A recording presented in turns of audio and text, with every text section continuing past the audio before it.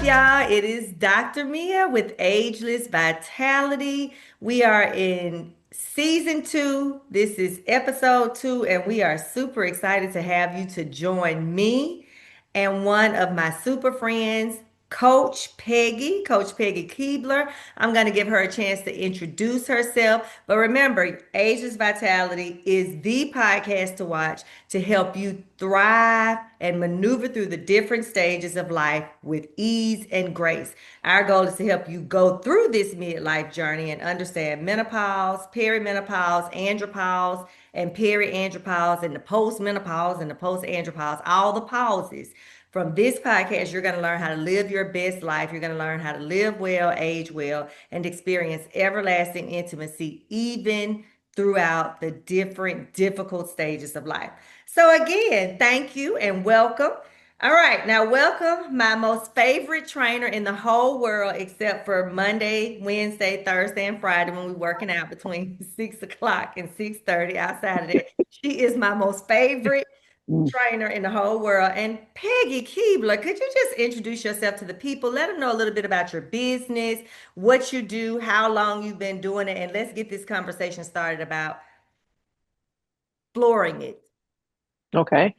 First of all, thank you, Dr. Mia, for allowing me to be on your show today. My name is Peggy Keebler, and this is my studio, PK Fitness. I am the owner of PK Fitness, located here in Homewood, Alabama. I am a certified personal trainer, certified in training athletes, younger children, adults, older adults, seasoned adults, as I would say. I've been in business now for about 17 years, but I've been here at this location 6 years actually this month. So I'm glad to be here, glad to be a part of uh, this journey of pelvic floor for pleasure and confidence. So let's get started. Let's get started. Let's go. Okay, so Coach Peggy, you know I'm always focusing on intimacy, and you know I love to talk about sex and all the things. But what I really enjoy talking about is finding ways for women to continue to have pleasure even as their bodies change. And Mhm. so for me personally, I know that that has required me to change my lifestyle. So when I came to you for the first time, it was right after I had Marley. You helped me a lot with losing that weight. And then I kind of fell off, stopped exercising for a few years actually. And then when COVID hit, it made me realize the importance of health and wellness and how I had to get my life back on track. So starting back in 2020, I started working out with Coach Peggy, and she has helped me to completely transform my body. Not just with weight management, but also with me having a stronger pelvic floor, stronger abdominal muscles, and just being able to maintain and even build muscle at this age. So, as we talk about the pelvic floor, can you just talk a little bit about some of the exercises that you recommend? And then, as you talk about those exercises, we'll also dive into why it's important to really focus in on this pelvic floor at this age. Sure. Pelvic floor, as you said, those exercises are very important. Not only just pelvic floor exercises, but exercising in general is important because when you exercise, it helps you feel better, helps you become stronger, and all things become stronger, even the pelvic floor, as you talk about the vagina. So many different areas of the body become strong. The back, those muscles of the back become stronger. So, there are several exercises that we can do for the pelvic floor, such as Kegel exercises. You have to make sure that you're doing those Kegel exercises correct, where you're tightening, that tightens your pelvic floor, helps you tighten the pelvic floor. You could even work on your Kegel exercises when you go to the restroom and you urinate. You can hold that urine in for a minute and then release and hold and release, hold and release. So the Kegel exercises is very good. The bridge with the squeeze.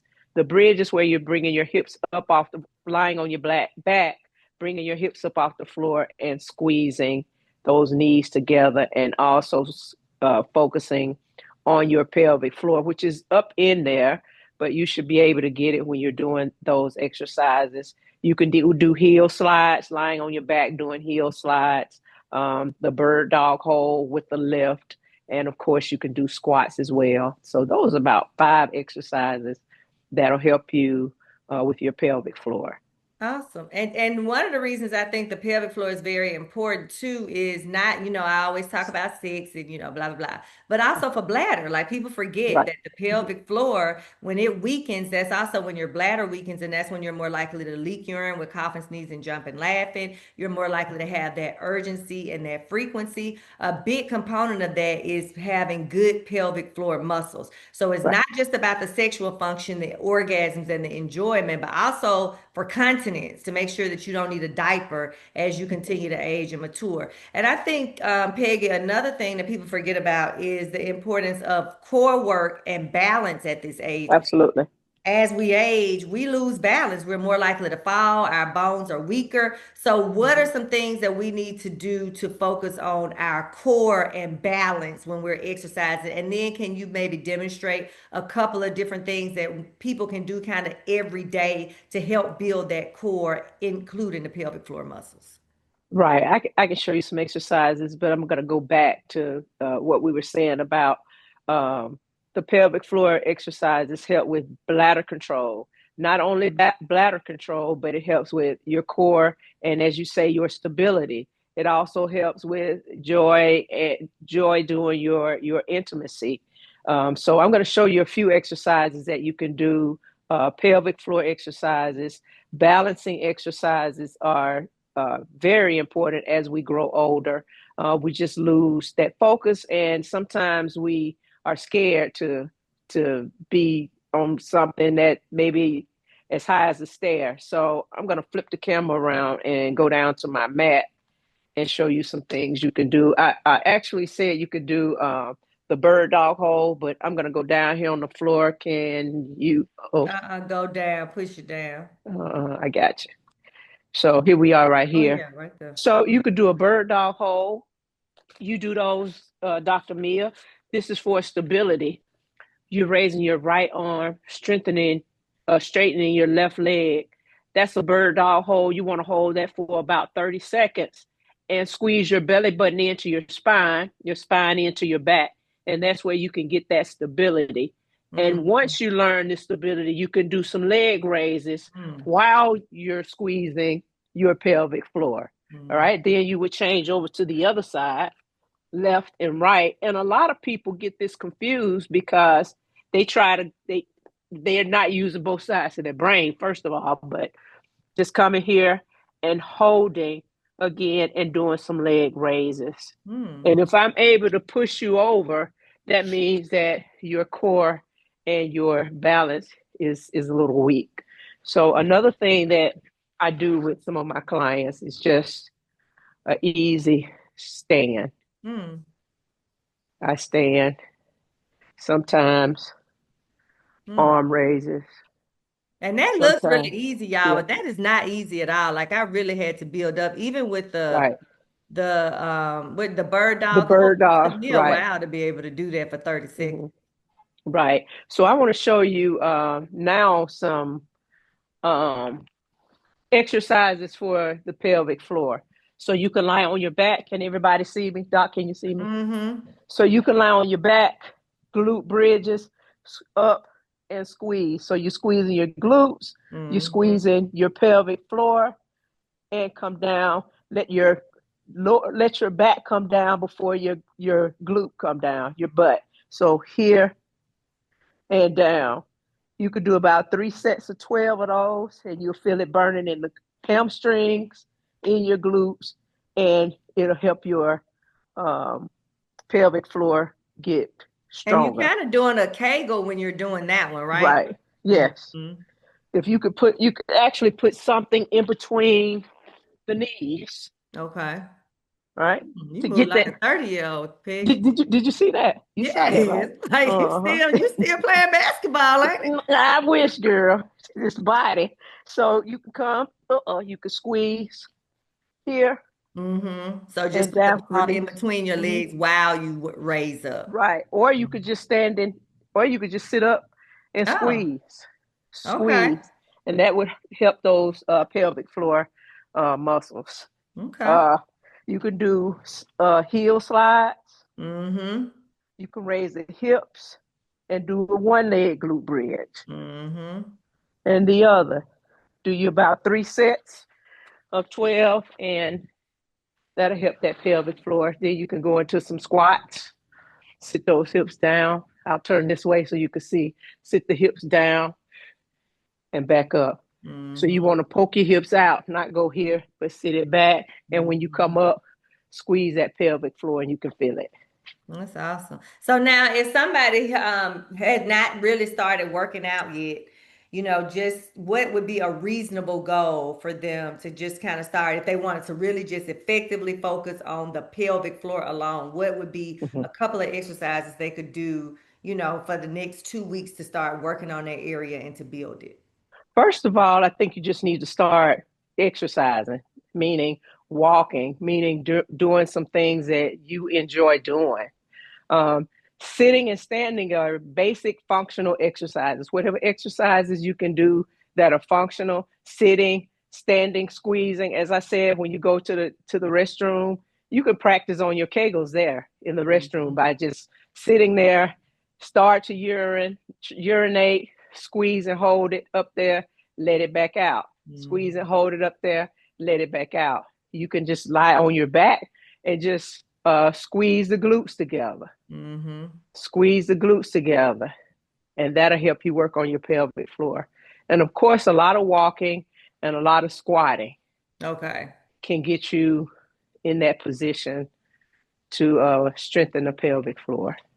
Now, when we're talking about also intimacy and exercise, one of the things that I've noticed is as I age and mature is that it seems like everything just kind of contracts in.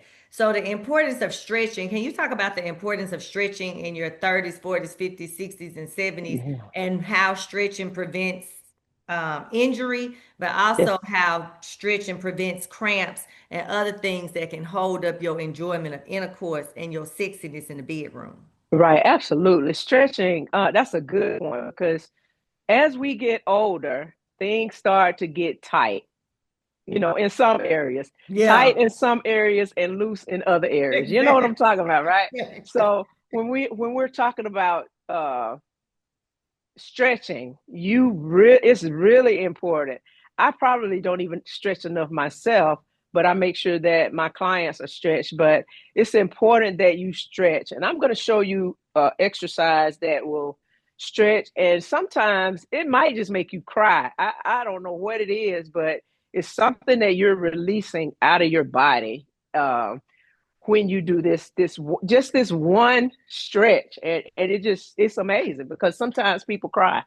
But anyway, you come on your back. Can you see me? Mm-hmm. You come on your back, bring those knees in here, not like this, but bring those knees in here Mm-hmm. and pull those knees in Mm-hmm. here, flex those toes back, and you just want to feel your back sink into the floor. Mm-hmm. And most people think, man, my back hurts. It hurts because it's tight. So this stretch right here alone, With you laying flat on your back with your right, feet up in the air, your mhm, knees bent and your knees apart. right, and you can just feel a release in, Yes. in your lower back. So you want to do that for some stretching, and you just want to come across. And if you can't get that leg across there, just come here. You just want to come here and do it right here and Mhm. hold. So Or like if you you want to, laying on your side and you put the other right, leg on top of that one bent. right. And Okay. yes, and you want to bring it across here to the other side as well. And that'll give you some good stretching for your body, for your core.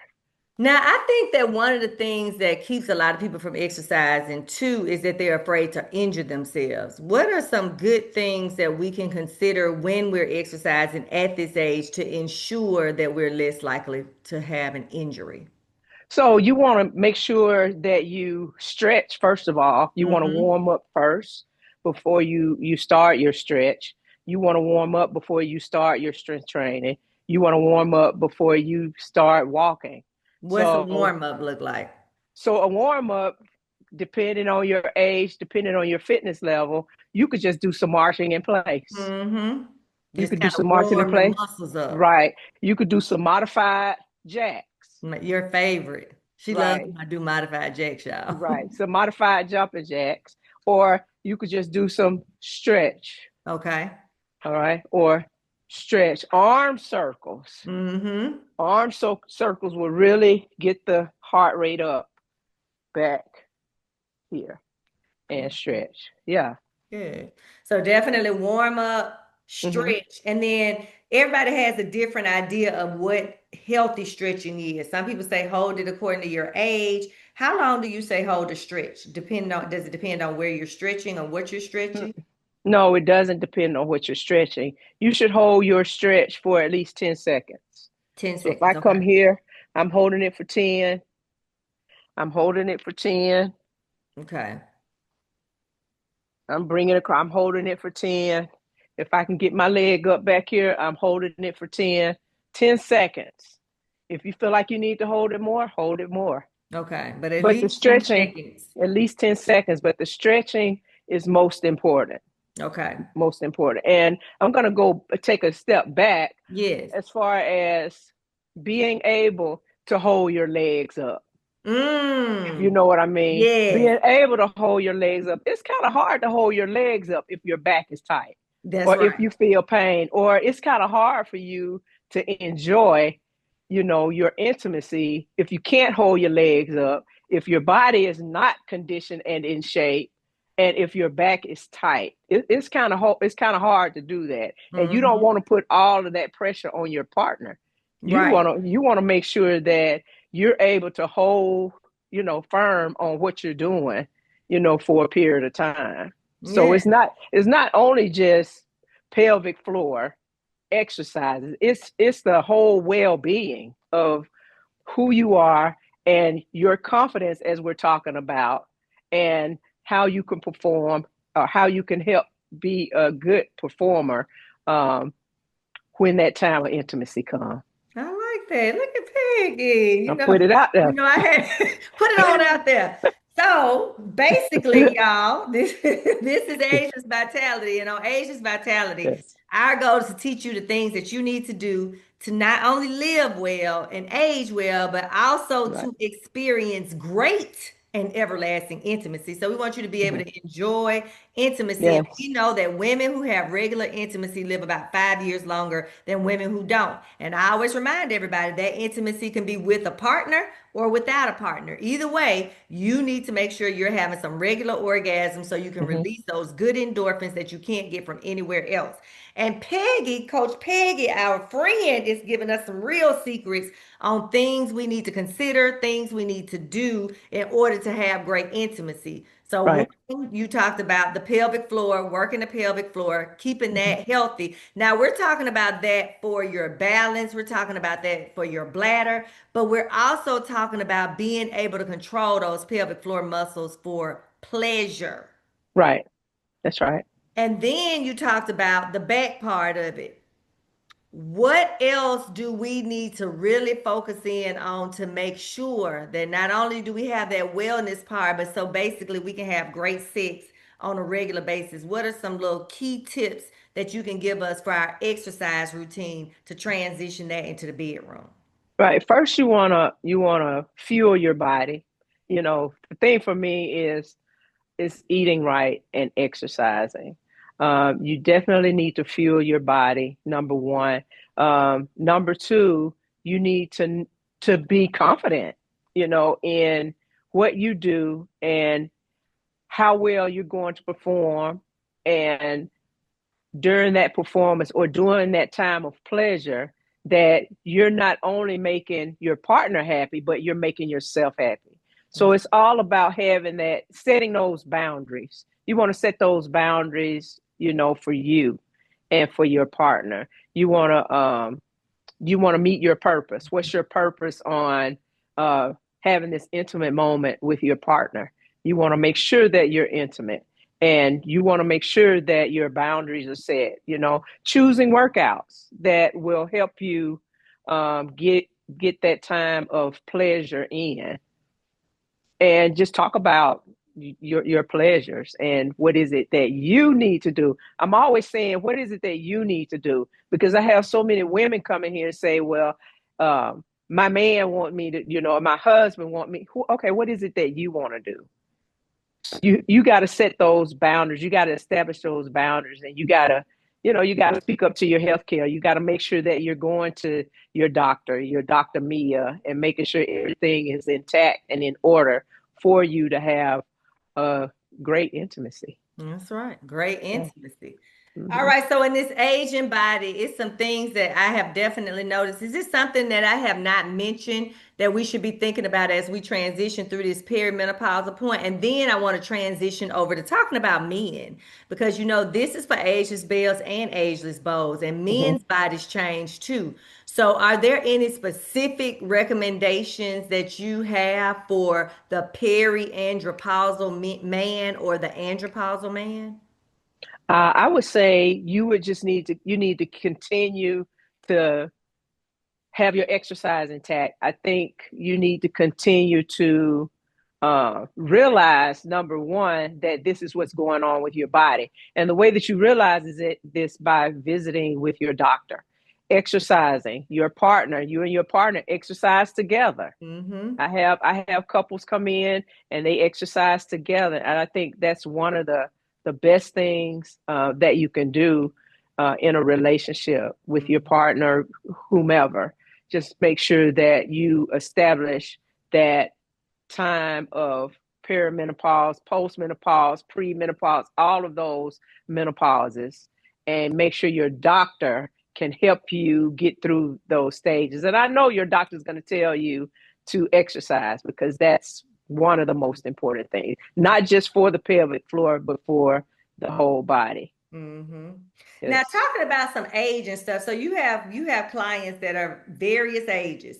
Mm-hmm. Let's think about, and I always think about my patients that age well, and I always ask them their secrets because I want to age well. So I'm like, when I had an Mm-hmm. 85-year-old woman that's walking in and she's still active and playing tennis, I want to know what were some of the things that you did to allow you to be in this position.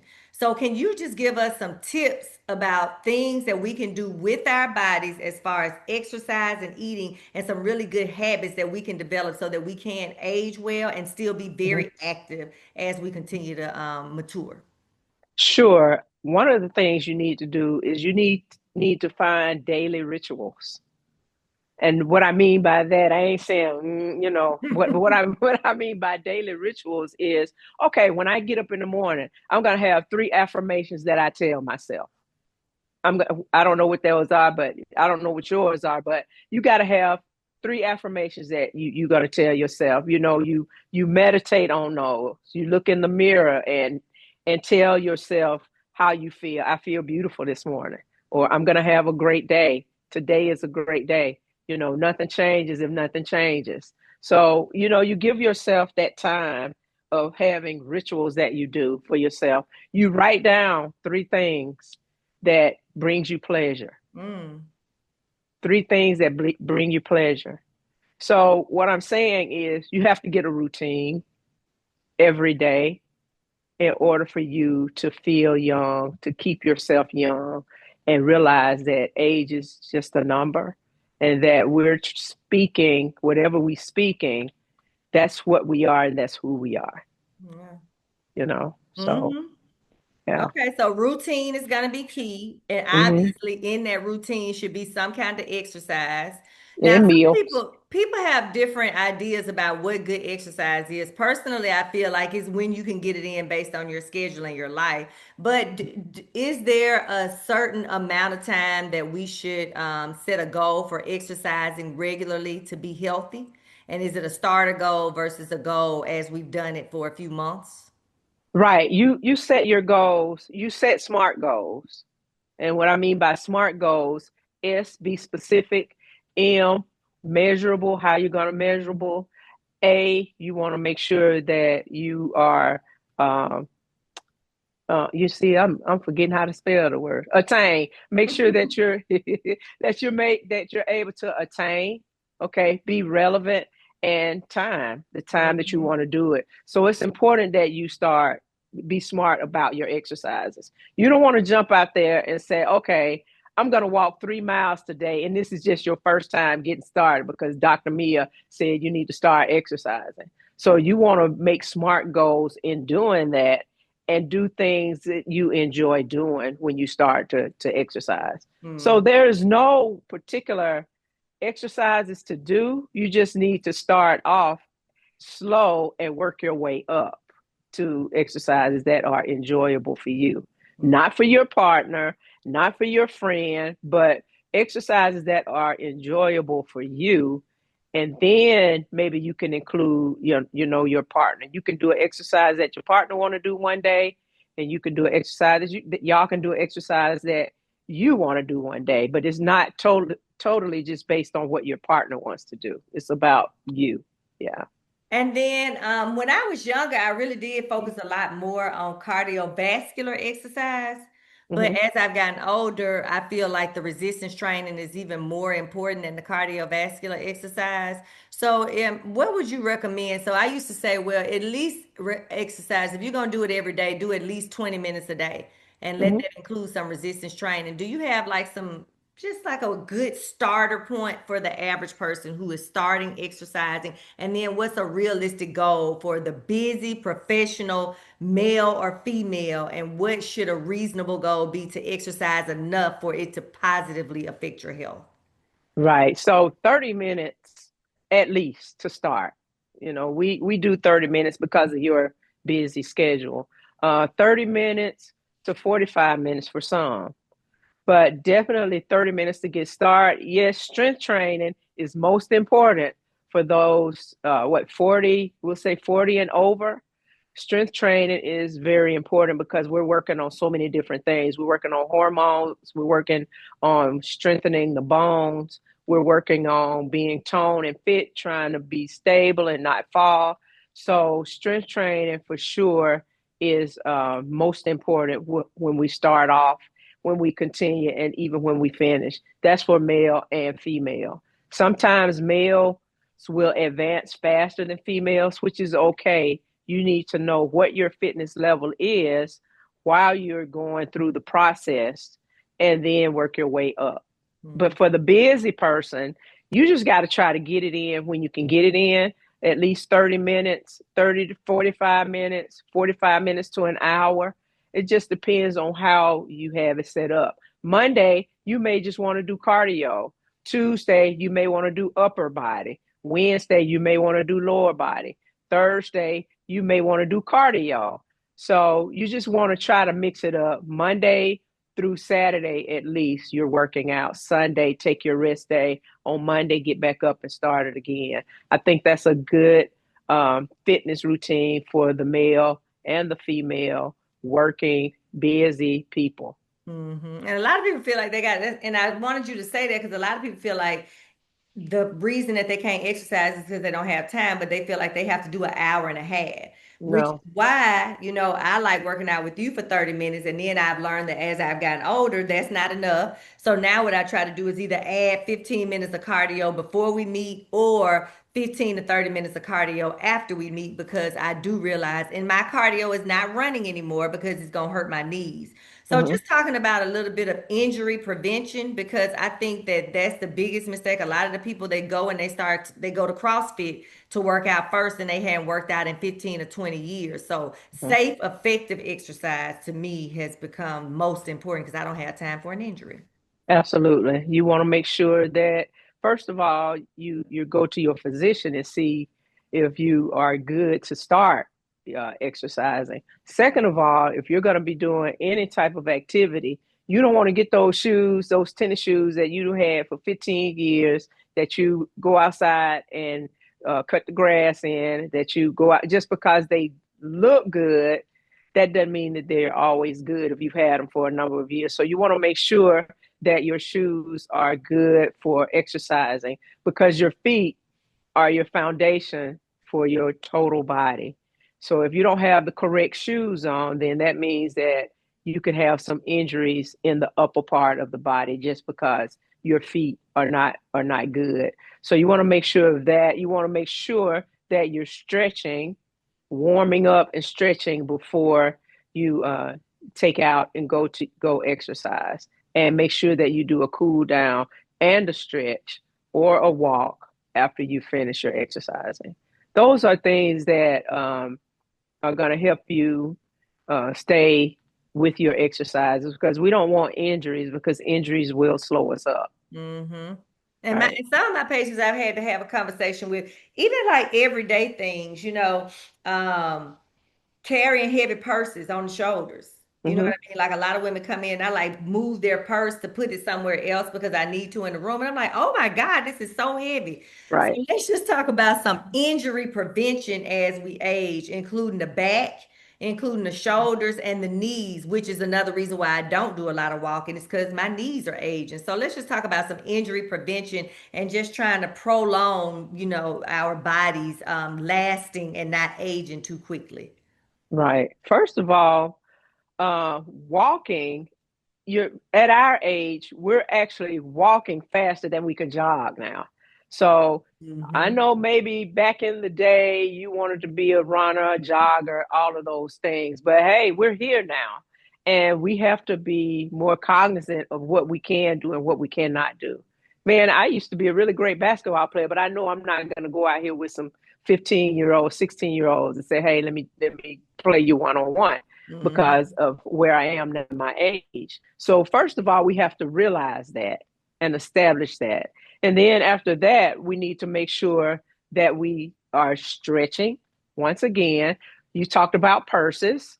If your purse is too heavy, if you got all of this stuff in your purse, you need to at least balance it out. Okay, let's use it on the other side, just to balance it out. Or sit down and clean the purse out, and make sure, okay, that I need the most important things in my purse. Okay. Number one, my wallet, maybe hand sanitizer, something like that. So you just really need to focus on not putting stuff on your shoulders. And for me and my clients that are getting older, stretching. This is one main stretch that you need to do every morning you get up. Mm. Because what can happen is the shoulders can freeze.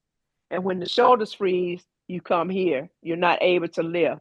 And when the shoulders freeze, you come here. And when the Mm. shoulders freeze, you point like this by bringing Mhm. all of this up to point.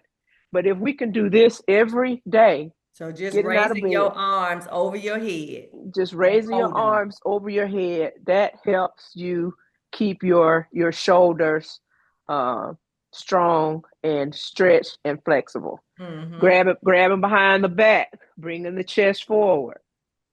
That helps the shoulders, that helps the chest, that helps the back. Here, just pushing the chest forward, just trying to do everything that we can to keep from being injured. You know, a lot of people bend over to pick up stuff. That's not the answer. Well, I bend over and pick up stuff. Yeah, that's why your back hurt because you're doing it wrong. You need to squat down and pick it up. Even if you got to go here and pick it up, and then stand up. But we're going here, which is Uh-huh. which is hurting our backs. Huh. So sometimes we're the reason why we hurt our back is because we don't know the proper way to pick up things. When you're carrying groceries in the house, don't be lazy and try to get all 10 bags on one Right. arm and carry it in the house. Just make a trip back. That's part of exercising. Make a trip back, get your 2 bags, take it in, or get 2 bags in this hand and 2 bags in this hand and walk in, put them, squat and put them down and come back out. So those are just mindful things that we need to do in order to not create injuries. And another thing I see people do all the time too, traveling, and they putting those heavy bags over their, and carrying them on because they don't want to have to check their bags. But I Right, found out on my last trip, I'm no longer putting anything over there over my head that's more right, than 20 pounds because right, I felt like I actually pulled something the last time I put a bag over my head. And right. then can you talk about weights and how heavy? Because I have some friends who've always lifted heavy, and I'm finding that they're having more and more injuries, and it's hard for them to stop lifting heavy. What's reasonable lifting with weights? I know you probably think I need a little bit heavier, but what's reasonable from a beginner to somebody who's been doing it for a while? Right. Yes, you do need some more weight, but I'm talking about them right now. So, but it depends on your fitness level. Dr. Mia and I have been working out for some years now. And Dr. Mia knows that she's stronger. Dr. Mia knows that it's time for her to go up on her weight. So, what you can't think for the audience, you can't think that I'm going to bulk up. Okay. No, you're not going to bulk up. Number one is because you're not lifting enough to bulk up. And number two, you just don't have that enough of that hormone in you to bulk up. All right. You're not putting that in there every day for you to bulk up. So what I do is just start out, have my clients to start out maybe with a 5 pound, and then maybe with the 8 pound, and then a 10 pound. And I'm really cautious about going to the 15, the 15 pounds. But it's really dependent on your fitness level. And I can't really say what you should be lifting or what you should not be lifting. But if you can do 15 or more reps with a weight that you're lifting, then you need to go up. If Mm. you can do 15 or more, that's just too easy. That means you could just stand here and just go with it, or stand here and go with it. That's just too light. So you need to go up. So that's how you can really judge it on that. If you can do more than 8, 10, 15, I would say 15 starting off. I So would the say goal no, should be 10 to 12 the goal should be 10 to 12. If you can do 14 to 16, then you reps. need to you right reps. Then you need to go up on your weight. If Hmm. you're just starting, then you need to stay at a stable weight until you can get, number one, the technique down right. Number two, the amount of reps, and then you can move up. Okay. Because what we don't want to happen is you start lifting heavy weights and you get sore, and then that DOMS kick in, and you like, okay, I'm too sore, I can't work out today, Hmm. and you have a setback. So what we're trying not to do, we're trying to keep you going forward. We're not trying to bring you back, set you back. Yes. Yes, Okay, so let's review the important stuff and we're gonna hit on one more thing. So what we learned today, y'all, is that exercise is key for men and women, and it's so important for your total wellness and for your health between those ages of forever. But really, we focus in on those people who are 40 and over. So we wanted to remind you that it is important to have exercise as a major part of your routine, and that should be at least 30 minutes, 5 times a week. And I mm-hmm. used to say 30 minutes. Well, I used to say 150 to 50. 200 minutes per week total. That's right. That's fair. 150.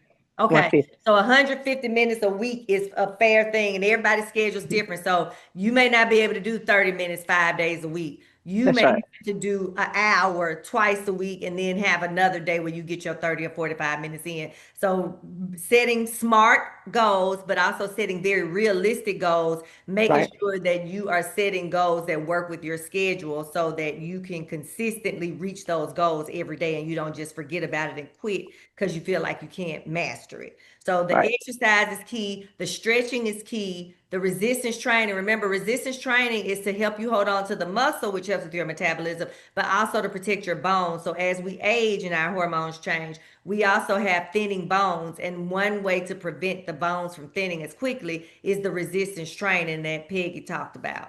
That's right. Second of all, get a trainer. Y'all need to get a trainer. If you have not been exercising for 5 or 10 years, you need to go see somebody who is a certified personal trainer. Remember, one of the biggest things I talk about with Peggy is I have not had any injuries since I started working out with her over 5 years ago.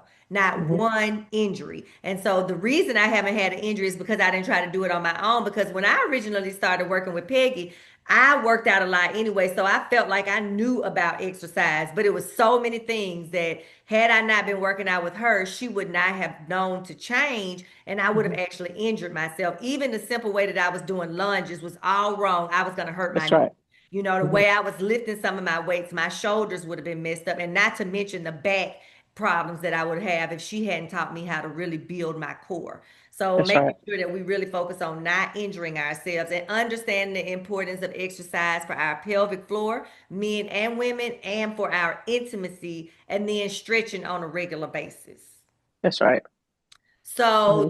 as far as total wellness and health, can you leave us with three key tips? We definitely focused in on the exercise component, but I know you also really focus in on the nutrition component. And we know that nutrition is going to be key for every aspect of healthy health in our lives. So can you give us three easy tips that we can all start to incorporate into our everyday lives with a focus on what we're putting into our mouths and nutrition? Right. The number one tip for me, if it tastes good, spit it out.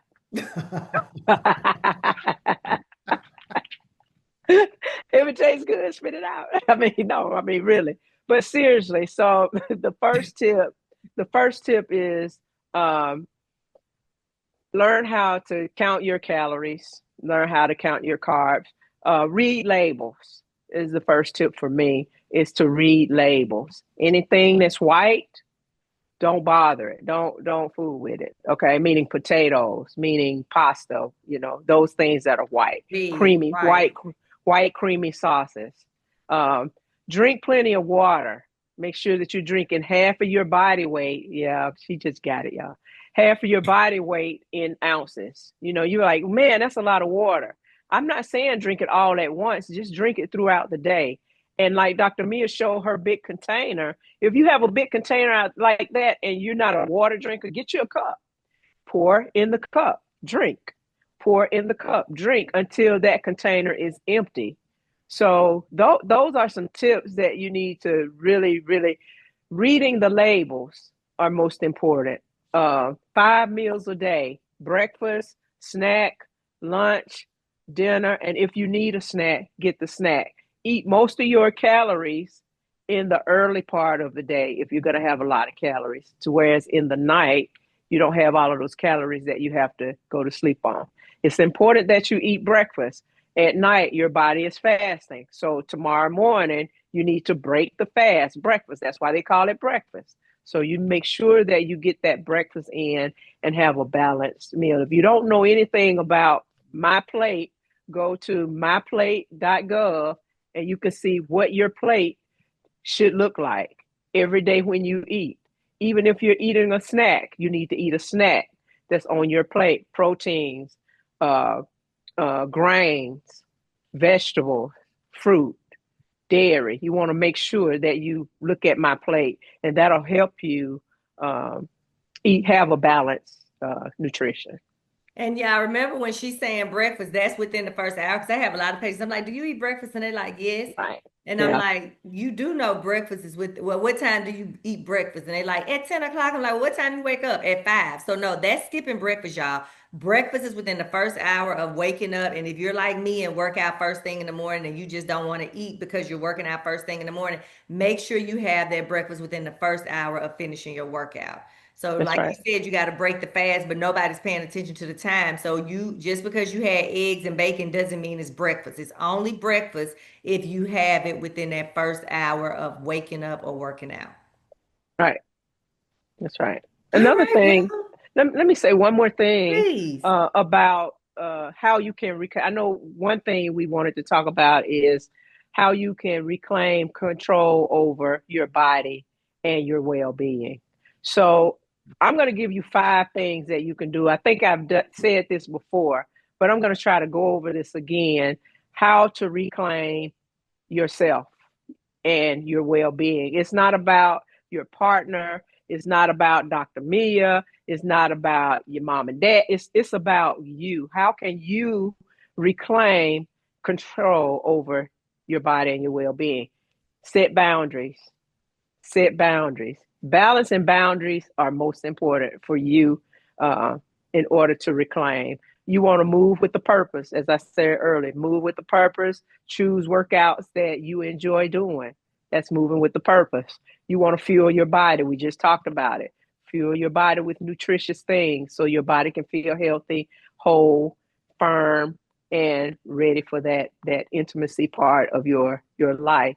You want to speak up to healthcare. Make sure you go to Dr. Mia, your doctors, all of your doctors, so that your body can be good, ready to go, top notch. I'm ready to go. My intimacy is going to be straight. Everything is going to be straight. Body's going to be healthy. So make sure that you speak up to your healthcare. finding those daily rituals, as I said, find those affirmations, find those moments of joy, rest, and reflection. Just keeps you grounded. So make sure you do those five, and I think that you'll have a healthy life, ageless vitality moment with Dr. Mia. Ooh, how that sound? Yes, thank you, Coach Peggy. So, Coach Peggy, as y'all see, she always comes through. She has given us some very healthy, research, scientific founded advice on how we can live well, age well, and truly experience everlasting intimacy. Thank you for joining us again on Age Yes. Vitality. Peggy, can you please tell them how they can follow you? Because y'all need to follow her. She does exercises on her Facebook page. She gives y'all different instructions, great information so that you can live well and age well. So, can you tell the people how to find you, first of all? Sure. You can find me at pkfitnessbhm.com, or you can email me at pkfitnessbhm@gmail.com. Here in Homewood, Alabama, 813 Green Springs Highway, Suite 120, Homewood, Alabama, 305 2. Let's see, what's my phone number? 205-305-7668. I'll be glad to have you. And Be glad remember, to help y'all, you. she does Zooms because I don't go into the facility because I don't have time. So I actually do mine on Zoom. So she has different options for you. And she Right. is well worth the investment in yourself. You are investing in yourself when you That's right. put the money into paying somebody to help you exercise so you can be healthy and to make sure that you don't hurt yourself while you're doing it. So thank y'all for joining us on another episode of Ageless Vitality with Dr. Mia and Joseph. I left him out this time. He'll be back on the next episode. But we really wanted to focus in on this menopause and andropause, along with weight management and trying to create the healthiest body that we can live in so that we can forever, ever experience everlasting intimacy. So thanks for joining. I'll see y'all on the next episode. Be safe. Bye.